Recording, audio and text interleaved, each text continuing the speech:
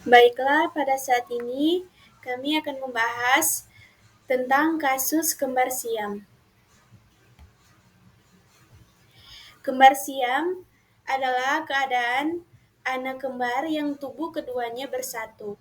Hal ini terjadi apabila zigot dari bayi kembar identik gagal terpisah secara sempurna.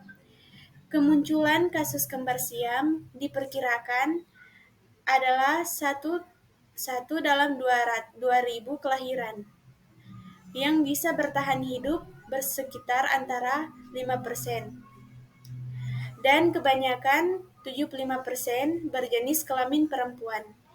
Kembar siam atau kembar dempet merupakan suatu kondisi yang terjadi ketika proses pembelahan sel telur yang berjalan tidak sempurna, sehingga mengakibatkan bergabungnya organ-organ atau bagian tubuh secara fisik, bisa di bagian kepala, dada, bahkan organ vital juga dapat dalam kondisi bergabung atau dempet.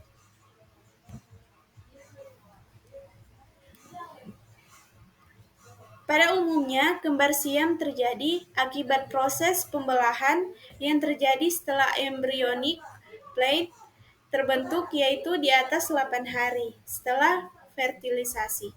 Kembar siam terjadi ketika pembelahan janin kembar monozigot atau satu sel telur terlambat dan akibatnya tidak selesai secara sempurna. Proses pembelahan ini biasanya terjadi pada 8 hingga 12 hari setelah sel telur bertemu sperma. Jika terlambat dan melebihi jangka waktu ini, pembelahan cenderung berhenti sebelum proses selesai dengan sempurna. Akibatnya, bayi kembar akan terlahir menempel satu sama lain.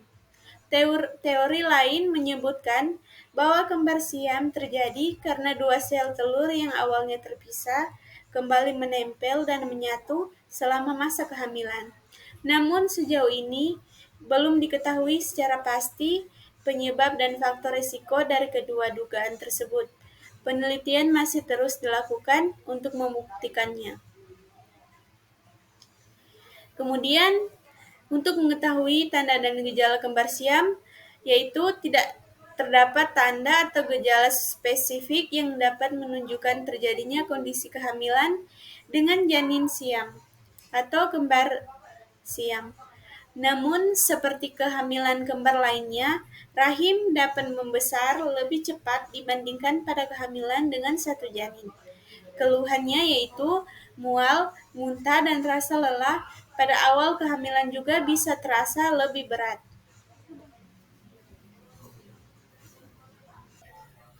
Selanjutnya, penata laksanaan kembar siam.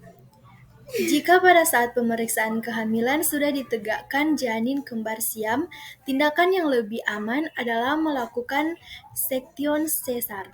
Untuk persalinan bayi kembar siam, operasi sesar merupakan metode persalinan terbaik. Operasi ini biasanya akan direncanakan sebelumnya, yaitu 2-4 minggu sebelum tanggal perkiraan kelahiran. Setelah lahir, bayi kembar siam akan diperiksa secara menyeluruh oleh dokter. Dari pemeriksaan tersebut, dokter akan menentukan metode operasi pemisahan yang tepat. Prosedur ini umumnya dilakukan setelah bayi berusia 1 tahun atau lebih. Selanjutnya, operasi pemisahan juga mungkin dilakukan segera setelah lahir jika bayi kembar siam mengalami kondisi mengancam nyawa. Metode operasi ditentukan berdasarkan kondisi kesehatan kedua bayi yang dilihat dari beberapa aspek berikut ini. Yang pertama, kelengkapan organ-organ tubuh seperti jantung, hati, dan usus masing-masing bayi. Yang kedua, kestabilan kondisi kesehatan kedua bayi. Yang ketiga, perkiraan tingkat keberhasilan operasi pemisahan. Yang keempat, jenis dan tingkat kesulitan operasi rekonstruksi setelah operasi pemisahan. Yang kelima, jenis perawatan dan bantuan yang dibutuhkan setelah operasi pemisahan. Dan yang terakhir, gangguan kesehatan yang mungkin dialami jika operasi pemisahan tidak dilaksana. Jika operasi pemisahan berhasil, rehabilitasi dan perawatan lanjutan perlu dilakukan untuk melatih kemampuan masing-masing bayi. Perawatan ini bisa dilakukan melalui terapi fisik, komunikasi, dan sosial. Hal ini bertujuan agar kedua bayi bisa beraktivitas secara normal seperti bayi-bayi pada umumnya. Jika operasi pemisahan tidak mungkin dilakukan, misalnya karena kedua bayi hanya memiliki satu jantung atau orang tua bayi tidak ingin anaknya dioperasi. Dokter akan merencanakan perawatan medis lanjutan untuk memastikan kondisi kesehatan bayi kembar siam. Selanjutnya, kewenangan bidan untuk menangani kembar siam. Kewenangan bidan dalam menangani kasus kembar siam tergantung pada negara dan yurisdiksi masing-masing. Secara umum, bidan memiliki kewenangan untuk memberikan perawatan prenatal atau selama kehamilan, merencanakan dan memberikan bantuan selama proses persalinan, serta memberikan perawatan pasca persalinan kepada ibu dan bayi atau bayi-bayi dalam kasus kembar siam.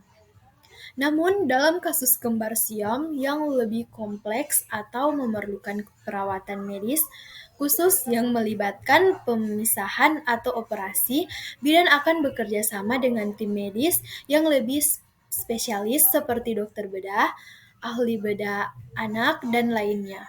Keputusan mengenai tindakan yang harus diambil akan dipengaruhi oleh faktor-faktor medis dan hukum yang berlaku di wilayah tersebut. Mana tahan-tahan, mana beler. Iya, Ini kan. atau ulang juga.